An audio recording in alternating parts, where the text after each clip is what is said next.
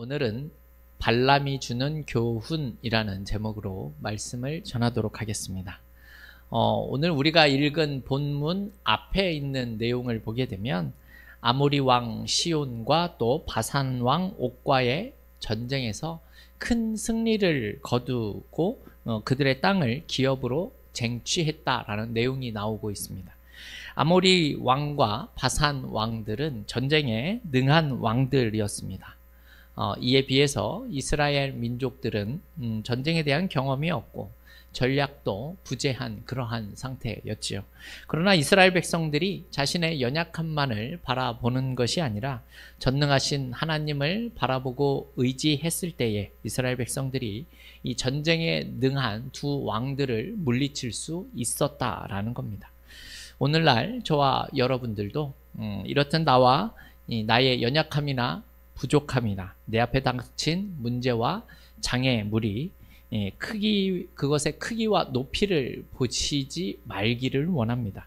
우리가 하나님을 바라보고 하나님에 대한 시선을 가지고 살아갈 때에 그 하나님의 권능을 우리가 바라볼 때에 우리가 넉넉히 큰 위기와 장애물도 이겨낼 수 있다라는 사실을 기억하시기 원합니다. 하나님이 그렇게 역사하여 주실 겁니다.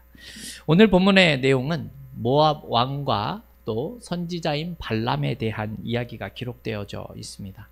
이스라엘 민족들이 아모리 왕 시혼과 이 바산 왕 옥을 물리치고 가나안 땅에 들어가기 위한 행진을 시작했습니다. 그런데 그 행진 가운데 이 모압 민족들이 살고 있는 땅 근처를 지나게 된 겁니다. 그런데 그 일에 대해서 모압 왕이 위험을 느끼게 됩니다. 오늘 본문 3절에 나온 내용인데요. 우리 3절 말씀을 같이 한번 읽어보겠습니다. 모압이 심히 두려워하였으니 이스라엘 백성들이 많음으로 말미암아 모압이 이스라엘 자손 때문에 번민하더라. 아멘.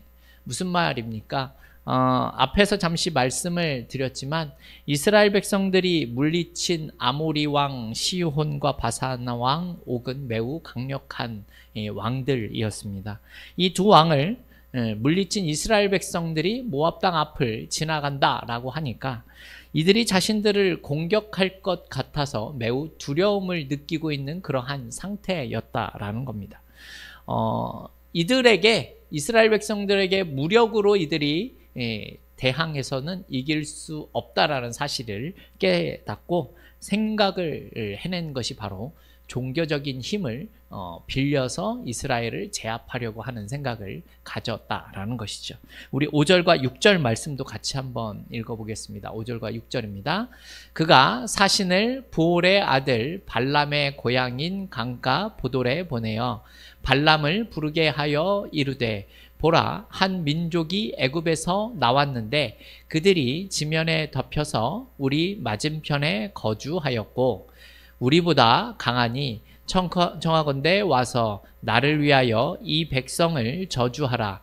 내가 혹 그들을 쳐서 이겨 이 땅에서 몰아내리라.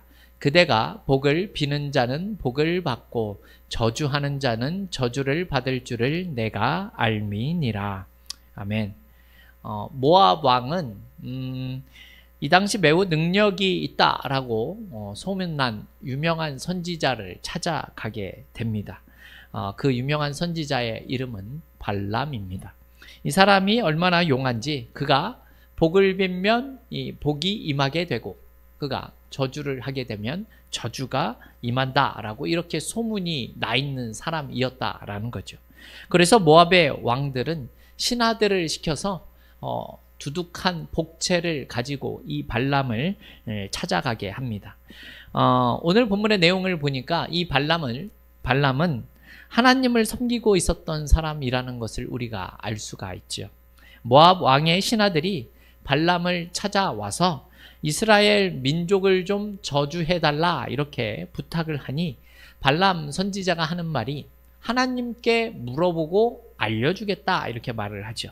그래서 8절의 내용을 보게 되면 자신을 찾아온 이 모압의 신하들에게 오늘 여기에서 자면 내가 하나님께 물어보고 그 대답을 너희에게 알려주겠다라고 하는 내용이 나옵니다.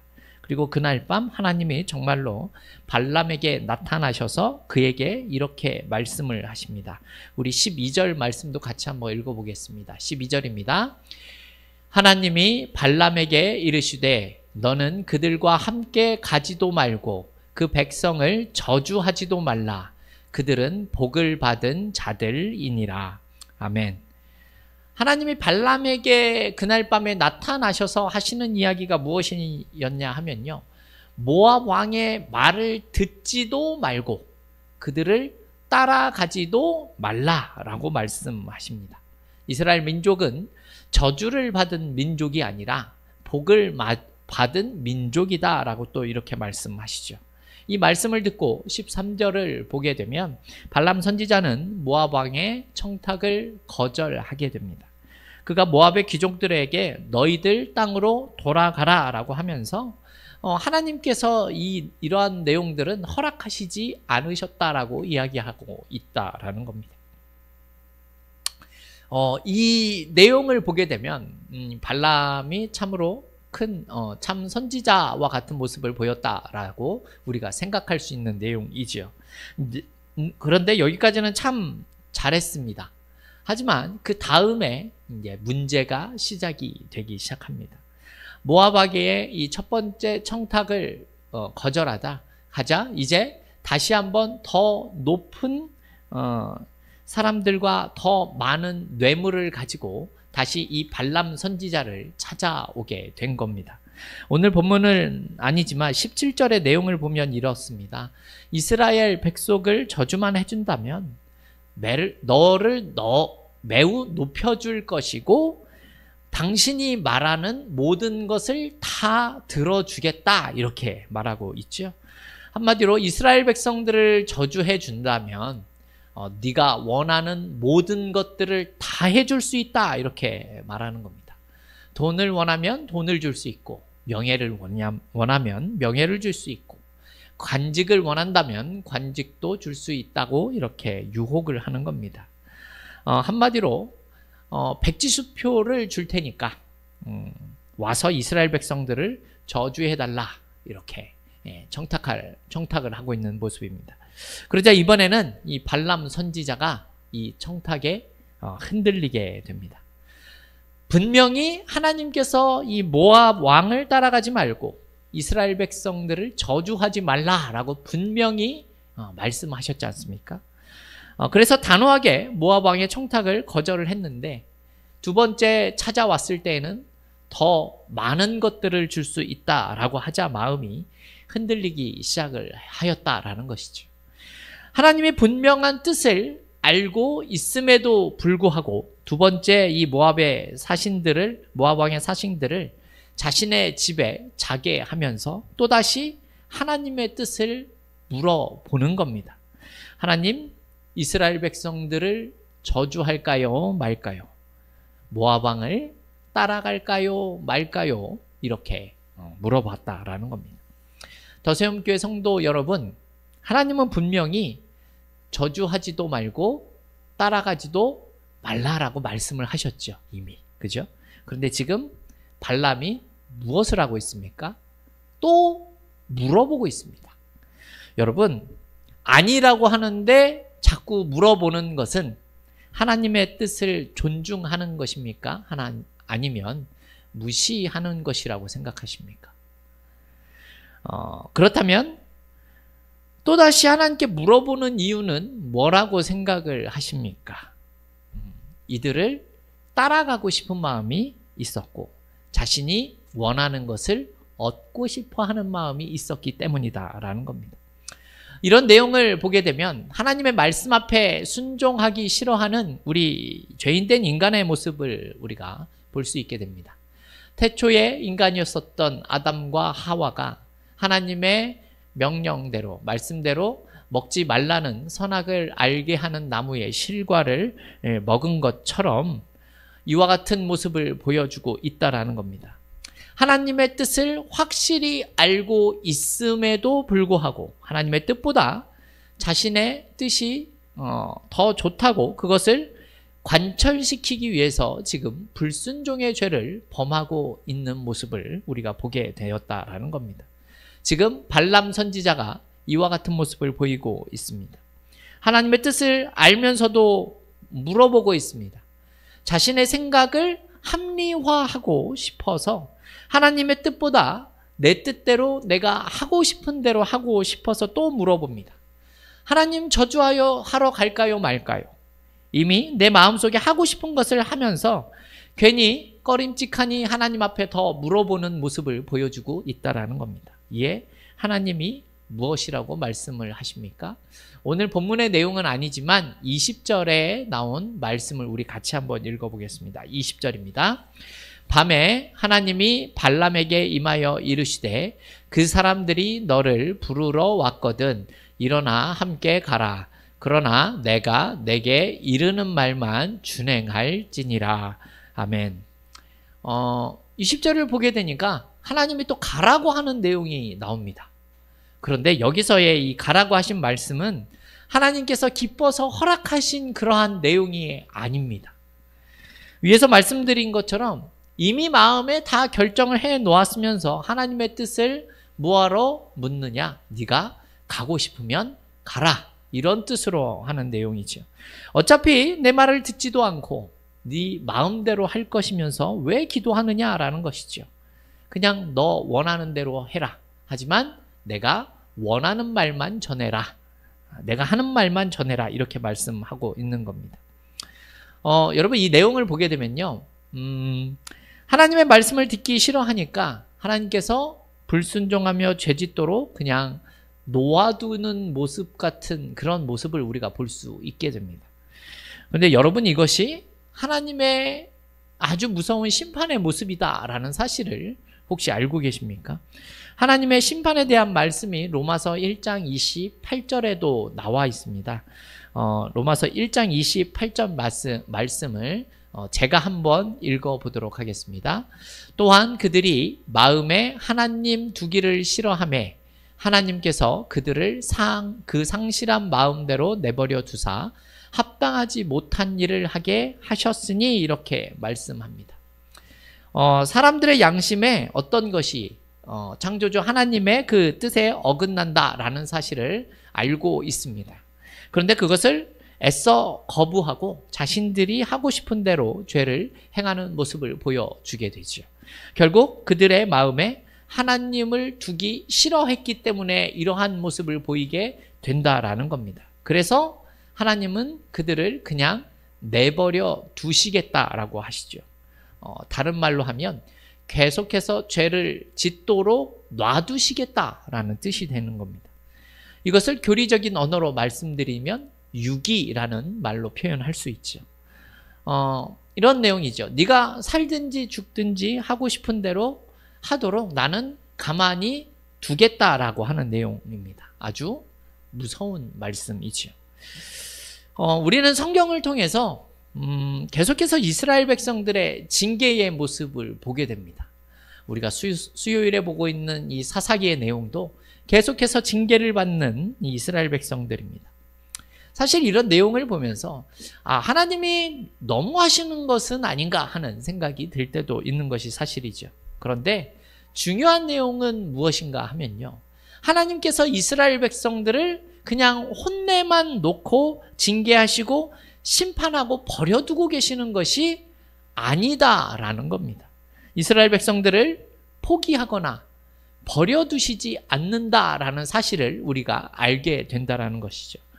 사실 하나님은 계속해서 발람 선지자에게 여러 번의 기회를 주고 계십니다. 우리가 읽은 말씀 뒤편을 보게 되면 천사를 보내어 그에게 보게 하기도 하고 나귀의 입을 열어서 그가 깨닫고 회개할 수 있는 기회를 하나님이 주고 계십니다. 그런데도 그가 회개하지 않는 모습을 보여줍니다. 자신의 잘못을 깨닫지 못하고 자신의 욕심을 버리지 못하는 모습이 나와 있는 겁니다. 그래서 23장과 24장을 보게 되면 모압 왕의 청탁을 따라서 뇌물을 받고 이스라엘 백성들을 저주하려고 하는 그런 모습이 나오고 있지요. 그런데 하나님의 그 강권하신 역사 가운데 그것이 저주가 아니라 축복으로 나타나는 장면 또한 보여집니다. 발람 선지자가 저주를 하려고 했는데 하나님께서 그것을 막으시고 복을 선언하도록 역사하셨다라는 겁니다. 이러한 일들이 3번이나 반복이 되고 있습니다. 여러분, 여기서도 우리가 기억해야 하는 내용이 무엇이겠습니까? 여러분, 이 세상 사람들이 저주한다라고 해도, 악한 영들이 우리를 저주한다라고 해도 하나님은 그 저주를 바꾸어 우리에게 복을 주실 수 있는 분이시다라는 사실을 우리가 기억해야 한다라는 겁니다. 그러면 이러한 때라도 발람은 깨닫고 회개하는 모습이 있었어야 했습니다. 하지만 그렇지 않았죠. 그가 겉으로는 회개를 하는 척하는 모습을 보이지만 결국 하나님의 말씀과 뜻을 거역하는 모습이 계속해서 나타납니다. 나중에 민수기 25장을 보게 되면 그들의 백성의 일부가 우상을 숭배하고 음행을 하는 그런 모습이 나타납니다. 그것 때문에 이스라엘 백성들은 또 징계를 받는 모습이 나오게 되지요. 그런데 이런 일을 꾸민 사람이 누구인가 하면 바로 발람 선지자였다라는 겁니다. 하나님께서 우상 숭배와 또한 음행을 싫어하시는 것을 알고 모압의 왕과 계략을 짜서 미디안 사람들을 사주하게 됩니다. 오는 말로 따지면 청부를 하는 거죠. 자신의 손을 더럽히지 않고 흔적을 남기지 않기 위해서 다른 사람들을 시켜서 그 일을 하는 겁니다. 어떻게 했냐면요, 미디안 사람들을 시켜서 이 이스라엘 백성들이 지나가는 길의 행로 근처에서 아름다운 여인들을 보내어 이들을 꾀게 됩니다. 유혹하여서 우상을 숭배하게 만들고 음행을 하게 하는 계략을 꾸민 것이죠. 그런데 이 일을 발람 선지자가 주도했다라는 것입니다. 이러한 계략을 꾸밀 수 있었던 이유가 무엇이겠습니까? 여러분, 발람 선지자는 하나님에 대해서 잘 알고 있는 사람이었기 때문에 그렇다는 겁니다. 하나님이 우상 숭배와 음행을 싫어한다라는 사실을 익히 알면서도 이스라엘 백성들이 이러한 죄에 빠질 수 있도록 함정을 놓았다라는 겁니다. 하나님의 뜻과 계획이 그렇지 않음에도 불구하고 어떻게 해서든 이스라엘 백성들을 죄짓게 만들려는 이러한 모습을 지금 보여주고 있는 겁니다. 무엇을 위해서입니까? 자신의 이익을 위해서 이와 같이 했다라는 겁니다. 그렇다면 우리 더세움교회 성도 여러분, 우리가 발람 선지자를 통해서 배워야 할 교훈은 어떠한 내용들이 있겠습니까? 첫 번째는요, 하나님보다 더 사랑하는 것이 있어서는 안 된다라는 겁니다. 발람에게 있어서 그것이 무엇입니까? 바로 돈과 명예였습니다. 사람들에게 자신이 영적인 능력이 있다라는 사실을 나타내기 위한 명예, 그리고 돈을 원하고 있었다라는 겁니다. 베드로 후서 2장 15절의 내용을 보게 되면요, 발람의 이야기가 나옵니다. 제가 일부를 말씀드리겠습니다. 부올의 아들 발람의 길을 따르는 도다. 그는 불의의 싹을 사랑하다가 자기의 불법으로 말미암아 책망을 받되라는 말씀이 나옵니다. 여기서도 그가 돈을 사랑했기 때문에 이러한 일을 했다라고 이야기를 하고 있다는 것이죠. 성경을 보면 돈은 일만하게 뿌리가 되고 결국 미혹에 빠져서 믿음에서 떠나게 만든다라는 내용이 나옵니다. 발람의 상황이 이 말씀과 동일하다라는 것을 우리가 깨달을 수 있죠. 사실 돈은 우리가 살아가는 데 있어서 반드시 필요한 것이 맞습니다. 그러나 그것을 하나님보다 더욱 사랑하게 되는 것이 우리를 미혹에 빠뜨리게 되는 것이고 우상을 만드는 것과 동일한 모습이다라는 겁니다. 하지만 오해하지 않으셔야 되는 것은 모든 돈을 나쁘다라고 평가를 하는 것이 아니라 불의한 돈을 조심해야 한다라는 뜻으로 말씀을 드리는 겁니다. 선지자 발람이 모압 왕으로 인한 청탁 때문에 뇌물을 받고 그가 범죄를 한 모습에서도 잘 알 수가 있죠. 여러분, 우리 그리스도인들의 삶의 모습에 있어서도 하나님이 보시기에 기뻐하시지 않을 만한 청탁과 뇌물은 우리는 단호히 거절할 수 있는 그런 믿음의 모습이 있어야 할 것입니다. 또 두 번째 교훈은 우리가 늦기 전에 회개를 해야 한다라는 것에 있습니다. 하나님은 사실 발람 선지자에게 회개할 기회를 여러 번 주셨습니다. 오늘 본문 이 민수기 22장에서도 2번이나 나오고 있고요. 그리고 23장과 24장에서는 3번의 기회를 주셨습니다. 즉 5번 이상의 회개할 기회를 주신 겁니다. 하지만 발람 선지자는 겉으로는 회개를 한 척을 하지만 결과적으로는 죄에서 돌이키기를 거부하는 모습을 우리에게 보여주고 있다는 겁니다. 그는 모압 왕에게서 끝까지 돈을 받아내기 위해 저주하려는 시도를 계속해서 하기 때문에 그렇습니다. 앞에서도 잠깐 언급을 했지만 민수기 25장에서도 이 발람 선지자가 모압의 왕과 계략을 짜서 이스라엘 백성들을 타락시키고자 하는 일을 시도하고 있다는 것에서도 알 수 있죠. 그 일 때문에 이스라엘 백성들은 하나님 앞에 큰 징계를 받습니다. 이후에 하나님은 이 계략을 꾸민 선지자 발람과 모압 왕을 도운 이 미디안 민족을 공격하도록 명령하십니다. 모압 민족은 이제 이스라엘 백성들의 친족이 아니라 적으로 간주하셨다라는 겁니다. 그래서 민수기 31장을 보면 미디안 민족과 전쟁을 해서 승리한 내용이 나오고요. 발람 선지자를 죽인 내용이 나타나고 있습니다. 그리고 모압 민족은 이스라엘 백성의 평생의 적이 됩니다. 결국 하나님의 말씀을 어기고 끝까지 돌이켜 회개하지 않았기 때문에 그가 결국은 심판을 받을 수밖에는 없게 되었다라는 겁니다. 여러분, 만약에 이 발람 선지자가 모압 왕의 뇌물과 청탁에 흔들리지 않고 단호하게 그것을 물리쳤다라고 한다면 여러분 어떠한 일이 생겼겠습니까? 그가 아마 하나님 앞에 훌륭하게 쓰임받는 선지자로서 이름이 남겨졌을 겁니다. 하나님의 영광을 드러내는 최초의 이방인 선지자가 되었을 것입니다. 그리고 한 발 더 나아가서 모압 왕에게 이스라엘을 향한 하나님의 뜻이 이러하다라는 사실을 잘 전달했다라면 얼마나 좋았겠습니까? 그러면 어쩌면 모압 민족을 향한 하나님의 그 선하신 뜻, 그러한 모습들이 나타날 수 있었다라는 겁니다. 왜냐하면 여러분, 모압 민족은 이 아브라함의 조카였었던 롯의 후손들이기 때문에 사실 하나님께서 그들을 함부로 대하시지는 않으셨기 때문에 그렇습니다. 하나님의 이러한 뜻을 분명히 알았다면 만약 그들이 이스라엘 백성들을 오히려 선대했었더라면 모압 민족도 이스라엘 민족과 같이 복을 받을 수 있는 민족이 되었을 수도 있는 것입니다. 모압 왕이 그것을 깨닫지 못하고 있을 때 하나님을 알고 있었던 발람 선지자가 그러한 내용을 전달할 수 있었더라면 그가 하나님 앞에 쓰임을 받고 모압 민족도 복을 얻었을지도 모르는 일이다라는 것이죠. 자신 한 사람의 올바른 행동으로 자신을 포함해서 한 민족을 올바르게 이끌 수도 있었다라는 것입니다. 그러나 발람 선지자는 뇌물에 눈이 멀게 되지요. 잘못된 돈과 명예를 하나님의 뜻보다 더 사랑했던 사람입니다. 그래서 그도 망하고 결국 모압도 망하게 되는 것이죠.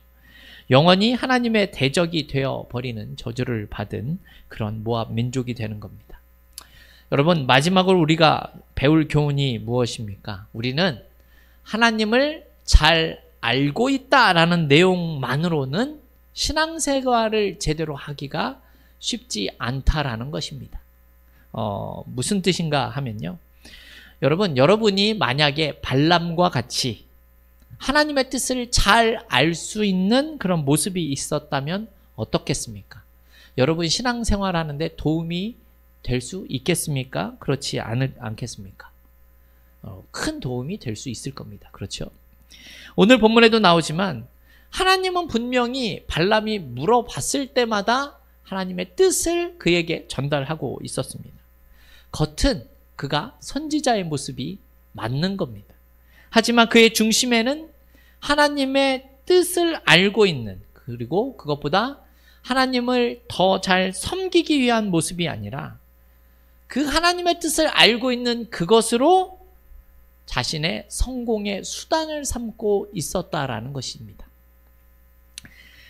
하나님의 뜻을 잘 알 수 있는 은사를 가진 사람이 바로 발람이었습니다. 하지만 이 발람은 자신의 은사를 자신의 명예와 돈을 위해서 사용하고 있었다는 것이죠. 하나님이 하지 말라는 일에 대해서 계속해서 물어보고 있고 결국은 가지 말라는 그 길을 걸어갔기 때문에 그렇다라는 겁니다. 더세움 교회 성도 여러분, 여러분이 생각하시기에 이 발람의 은사는 그에게 득이 된 것 같으십니까? 독이 된 것 같으십니까? 제가 보기엔 독이 된 것 같습니다. 여러분, 하나님이 주신 은사는 하나님의 사람들과 하나님의 공동체에 도움을 줄 수 있어야 하는 겁니다. 지금 발람이 이스라엘 공동체에 도움을 주기 위한 모습을 보여주고 있습니까? 전혀 그렇지 않다라는 겁니다. 그는 이스라엘 공동체를 오히려 무너뜨리는 일에 자신의 은사를 사용하고 있다라는 것이죠. 무엇을 가지고요? 하나님이 은사를 주신 것으로 이와 같은 모습을 보여주고 있다라는 겁니다. 더세움교회 성도 여러분, 우리는 하나님이 주신 은사보다 중요한 것은 하나님이 알려주신 그 뜻에 순종하는 모습이다라는 사실을 기억하셨으면 합니다. 우리는 사실 대단한 하나님의 뜻을 이루어야 한다라고 생각을 하고 계실지도 모르겠지만 여러분, 우리에게 정말 중요한 사실이 무엇인 줄 아십니까? 내가 알고 있는 그 말씀에 순종하며 살아가기를 하나님께서 원하고 계신다라는 겁니다. 여기서 우리가 기억해야 하는 사실은요, 하나님이 이러한 분이시다라는 사실을 많이 알고 있는 것보다 더 중요한 것은 하나님의 말씀대로 살아가는 자가 되어져야 한다라는 사실에 있는 겁니다. 오늘 발람을 보십시오. 그는 하나님이 주신 그 은사를 가지고도 실패했고 하나님을 믿는 것에도 실패한 사람이었다라는 사실을 우리는 기억할 필요가 있는 겁니다. 여러분 한번 생각해 보십시오. 사실 우리가 짓는 죄는 솔직히 어떻습니까? 몰라서 짓는 죄도 분명히 있을 겁니다. 하지만 우리는 하나님의 말씀을 알면서도 지키지 못하는 부분이 많은 것 또한 사실일 겁니다. 오늘 발람의 모습처럼 우리도 알지만 죄를 짓는 경우가 있는 것이 사실이다라는 것이죠. 그래서 우리는 발람의 모습을 통해서 우리 자신의 모습을 볼 수 있어야 한다라는 말씀입니다. 그래서 우리 더세움교회 성도들은 이렇게 기도하며 살아가셨으면 좋겠습니다. 하나님의 말씀을 기쁨과 즐거움으로 순종할 수 있게 해달라고 말입니다. 이것이 저와 여러분을 향한 하나님의 뜻이라는 사실을 믿고 살아갈 수 있는 우리 더세움교회 성도들이 다 되어질 수 있기를 주님의 이름으로 축원합니다.